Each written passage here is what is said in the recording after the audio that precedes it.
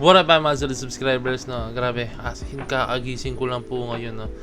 Time check, it's 12:30 AM po guys, no? As in ngayon ko lang, kakagising ko lang po, no? Galing po akong Iloilo, no? So sa mga taga Iloilo, grabe, no? Grabe, kasi alam mo yun, gusto ko sanang manood nung Dinagyang Festival, no? Ngayon, kung mapanood yung video to, ngayon po nangyayari yun, no? Kahapon Friday, ngayon is Saturday po, no? And ayun, and to be exact 12:30 AM, 12:30 PM na po ngayon, nakagising ko lang. And then yung flight ko pabalik is 11:40 I think. And then nakalapag ako dito sa Metro Manila around 12:40 mga ganun guys, no. And then grabe, alam mo, bala ko talagang pumunta sa airport muna. Sa mga taga Iloilo dyan, alam ko nakaka-relate din po kayo, no? As in, bala ko talaga pumunta sa airport that time. Ihahatid ako nung branch manager ng Iloilo namin, no? Around dapat sabi ko nga kahit mga ano po ay mga 9 o'clock or sabihin natin kahit mga 8 o'clock para sakto 9 nandun na ako, 2 hours hintayan po. Sabi niya, ay hindi peds, kailangan 5 pa lang lumalabas ka na, pumupunta ka na. Tapos bakit no? Maniwala ka sa akin, one way lahat dito, ang daming saradong daanan. And then 5 PM kami. After na event, tapos kasing event namin doon around mga 3 PM gano'n. And then bis na ako, sabi ko sige, total mas alam na yung IT, sundan ko siya. Pag mga 5 PM alis na kami, biyahe na. Grabe yung traffic guys, ibang level po talaga. And grabe ang gusto, alam mo yung feeling na gusto ko talaga manood ng Dinagyang Festival, kaso meron ako importanteng family event. Syempre family comes first muna tayo guys. Kahit anong mangyari, family comes first. So kailangan kong unahin muna itong family. Mas kailangan bigyan ng priority kasi once a year lang naman nangyayari mga ganitong klaseng event na sa family na. And ayun, birthday to be exact guys, no. And yan, to be specific, may birthday po na sa family namin, member of the family, no. And then ayun po, mamaya may celebration. And then ayun, pupunta na kaming airport, Iloilo Airport. And then grabe guys, 5 PM ako umalis, nakarating kami doon 8 PM po guys, no. Grabe katindi, as in guys, hindi sa pagiging OA ganun katindi. Grabe yung sarado kasi yung office namin may sariling tower doon, may sariling building po, no. Nasa gitna po talaga siya ng pinaka city, kaya doon siya sa may roundabout siya guys, no. Sa mga hindi nakaalam doon guys. And then sa mga hindi nakaalam, ako po ay empleyado ng Stronghold Insurance, no. Yan, mayroon kami Stronghold Tower doon. And then ayun, pagpunta namin doon guys, grabe, palabas pa lang ipitan na one way, as in grabe. Kaya saktong-sakto. Naawa nga ako sa driver. Sabi ko, paano kanyan sir? Pabalik. Sabi ko, okay lang sir. Tiyagahan na lang po talaga. Gano'ng katindi po talaga. So, ayun. Kasi grabe rin pabalik nakikita ko. As in, ipitan po talaga. Ayun lang. Grabe. Masaya pa naman panoorin. No? Hanggang Sunday daw siya. Yung mga concerts. No? So, ayun guys. Ito papanoorin natin. No? Sinare ko lang yun, no? Experience na yun. Kasi ang ganda. Kasi parang Thursday night parang nagre-rehearse na po sila. And then Friday, nung paalis kami, nagpaparada na yung iba nakapwesto na. No? Ayun guys, no? Panoorin natin ito kay Miss O, no? Very big shout kay Miss O, no? Itong video na papanood natin is titled Big Reason Why SB19 Did Not Listen to This 80 Trackers. So ano kaya ito, no? Ulit ko guys, kay Miss O po itong video to. All credits po sa kanya. Let's go. Big reason why SB19 did not listen to this 18 request.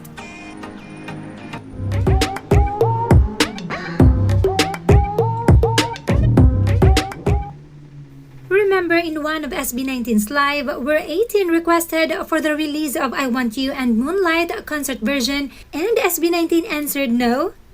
Petition to release concert versions ng I Want You and Moonlight. No! No. May magagawa ba kayo? Exam na namin bukas, baka naman yun.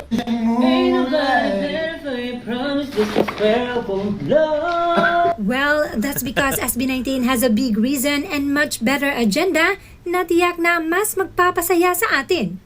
At eto nga inilabas na nila, they are set to release the Simula't Wakas Kickoff concert album this January 30, 12 midnight. Yan pala yung dahilan. So, SB19 has a big May magagawa ba kayo? Exam na namin bukas, baka naman yun. Ay nako, better watch out naman sa mga bashers dyan, no? As in, kaya sabihin nyo, ay ang yabang naman ni Josh guys. Bakit siya ganyan? May magagawa ba kayo? Kaya na nga sinusuportahan natin, no? So, unahan lang natin yung mga bashers guys, ha?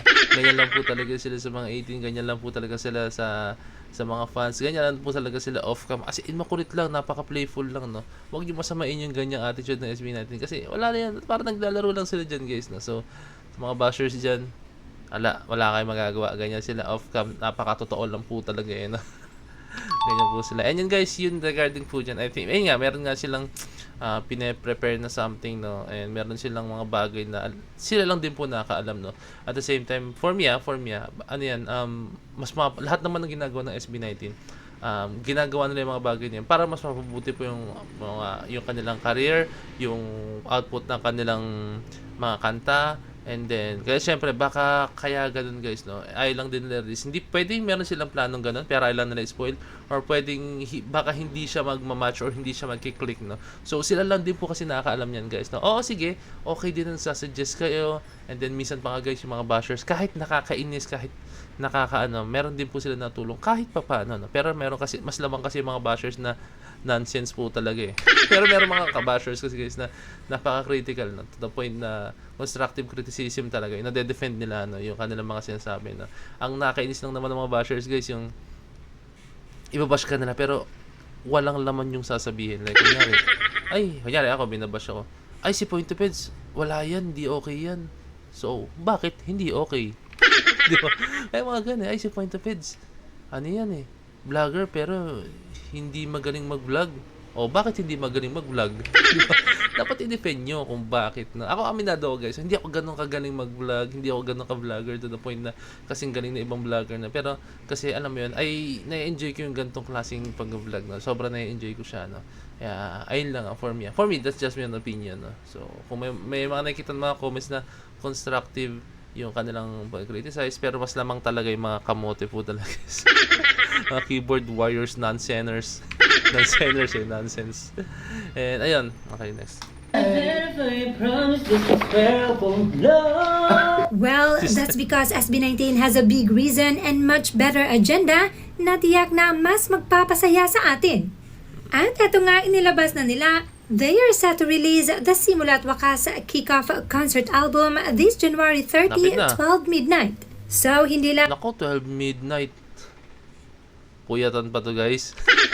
ang Moonlight and I Want You concert version ang ilalabas nila, kundi ang lahat ng mga kanta sa kanilang kickoff Yeah. concert. They have really went beyond our wishes and expectations. Kaya pre-save na 18, this is what we've been waiting for. Kundi ang lahat January 30, 12 midnight.